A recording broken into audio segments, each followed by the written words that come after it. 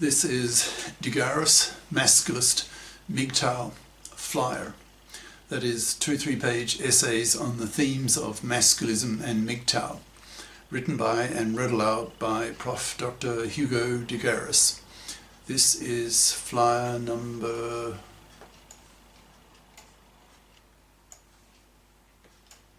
518, entitled The Long Gender War. Description. This flyer predicts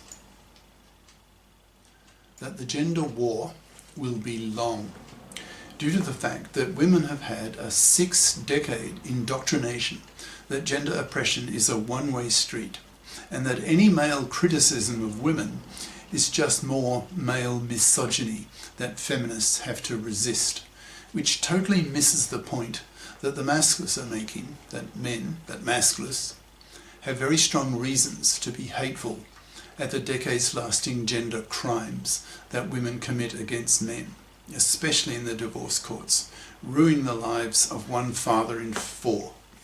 This flyer gives a string of examples of women's monoconscious misandry and intellectually arms men for a long gender war. The flyer itself.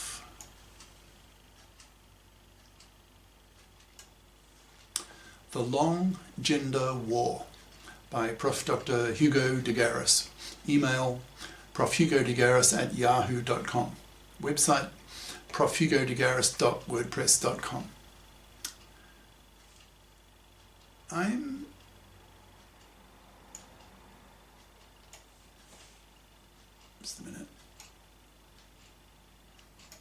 I'm becoming increasingly conscious that the gender war is going to be long, since we masculists have to face the reality that women have had a 6 decades long indoctrination by feminism that gender oppression is a one-way street, and that any criticism of women by men is seen by feminists as just more misogyny that really gets feminists' backs up. And now that women are really starting to have political and psychological power, they fight back against misogyny with great vigour. I've had personal experience of this with my previous 2 girlfriends, so it's close to home and makes me ponder that masculist forces will not have easy victories over monoconscious feminazi bigots, MFBs. So what is the main problem? I see the main problem being that women are deeply monoconscious. They only know feminism because in the gender political context they have only been exposed to feminist ideas, that is, to the conception that gender oppression is a one-way street, that it is men who are the oppressors and that it is women who are the oppressed. Women, that is feminists, have been taught this for 6 decades, so it is deeply ingrained, like a religion, and not questioned. With women's 10% smaller brains, their 4 IQ point lower average IQ, and their much lower levels of creativity, for example, women have won a pathetic 1% of science Nobel Prizes. It's not going to occur to many women that gender oppression is a two-way street, since most women are uncreative, so have no real ability to spontaneously think along bi-conscious lines, so will have to be taught by the masculists that their monoconsciousness is seen as being oppressive and hypocritical by men, especially by masculists. The paradigm case of this monoconscious bigotry by feminists is Susan Wojcicki, that's W-O-J-C-I-C-K-I, that's an unpronounceable Polish name for English speakers, pronounced Wojcicki, the Jewish-American CEO of YouTube, who promotes feminist channels on YouTube and deletes, in capital letters, masculist channels, making her the most hated woman in the manosphere. My own masculist channel was deleted in 2019, for example, so now every time I put a masculist flyer like this one on my website, I use 5 links. The first to YouTube, which gives the user the message that the channel has been deleted, and to 4 others, which advertise that they do not censor, that is, Minds, BitChute, Odyssey, and MGTOW TV. So whenever a user clicks on these 5 links, 4 of them will open, but YouTube's won't, which creates a negative impression of YouTube because it censors, whereas the other 4 don't, thus portraying YouTube as misandrist and hypocritical. Thus my choice of putting up these 5 links per video is a kind of anti-ad for YouTube. It's also a form of insurance in case one of them starts censoring as well. There are other copies of the video on other sites, so the masculist message gets out willy-nilly. I can give a string of examples of the monoconscious misandry of feminists coming from my own experience. Recently, I attended a feminist meeting at a local university which was discussing how to promote the study of STEM fields amongst young women. In Q&A time, I started to explain to a largely female audience that the feminist carrot approach to encourage women to study STEM and to FIP up was less effective than the masculist stick approach. But as soon as I mentioned the word masculist, the chairwoman's face winced and I was cut off within a minute and did not get the chance to state the masculist case, that if women don't FIP up, then they will be profoundly punished by masculisted men by not getting one, which is the masculist stick which terrifies young women.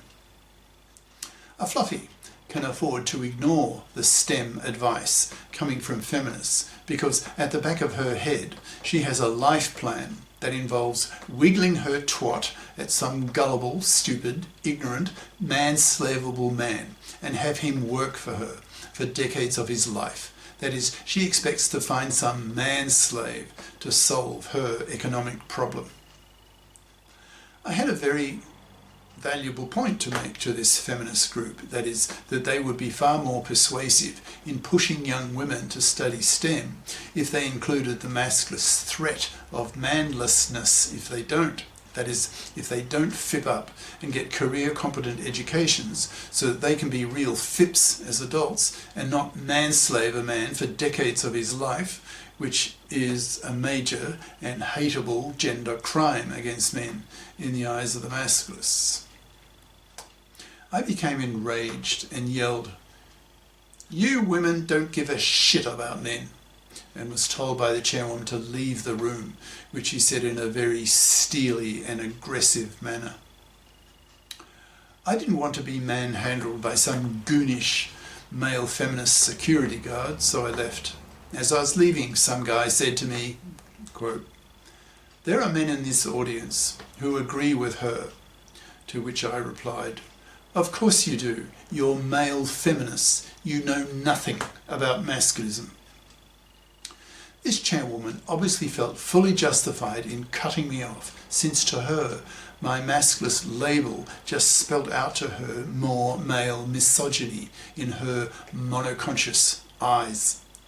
She has been so powerfully indoctrinated into this view, she does not even question it. This is a major problem for the masculists in educating society into bi-consciousness.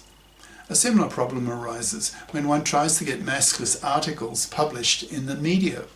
I've tried several times to get masculist articles published with no success.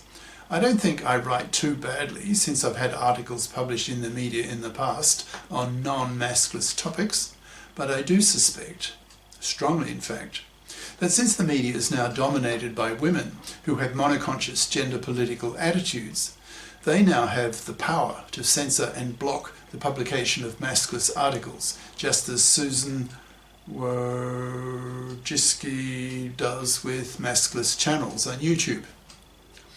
I'll give 2 more personal examples of feminist monoconscious misandry.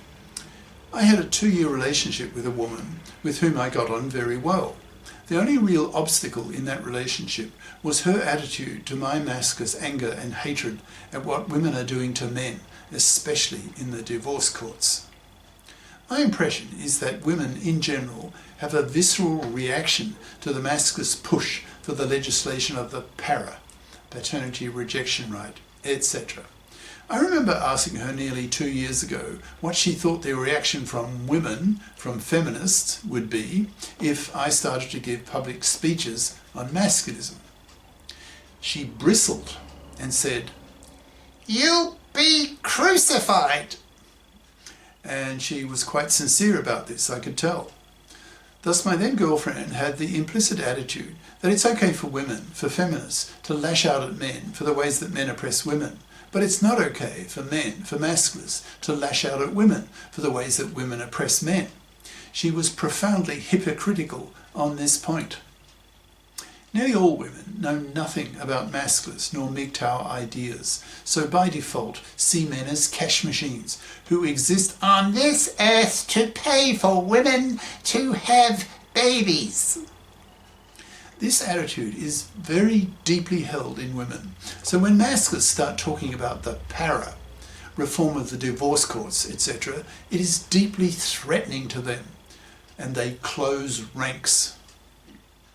To masculists, of course, this monoconscious bigotry is in itself contemptible due to its obvious hypocrisy, that is, obvious to men, to masculists and MGTOWs, but not obvious to most women, I would say, although thankfully not to all. I have met one exceptional woman who had no problem at all in accepting the idea that women's man's slavery was a major gender oppression of men. That woman was a genius, literally, with an IQ of 180, and the mother of second wave feminism, namely Betty Friedan, who wrote the book The Feminine Mystique that started the feminist second wave in the 60s. I met her in Copenhagen in 1980 at the United Nations Mid-Decade for Women conference. We chatted for about 10 minutes. I tried to tell her about masculist ideas.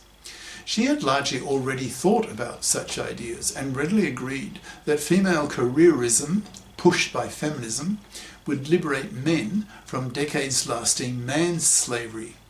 We were very much on the same page in that regard, which was refreshing for me since so few women share that view.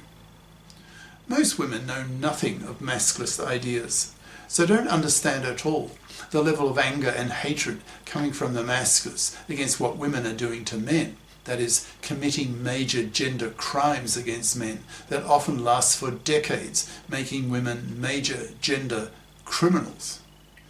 The worst case is what women are doing to men in the divorce courts, where they financially massacre and destroy the lives of one married father in 4, ripping his kids away from him with a 90% probability, taking his house and giving it to his ex-wife so she can raise her kids in it, forced to make child payments to his kids whom he will barely be allowed to see, losing half his wealth and stuff to her, and if she's a real fluffy man-slaving parasite, he may be forced to pay her alimony for the rest of his life. This is the end of part 1.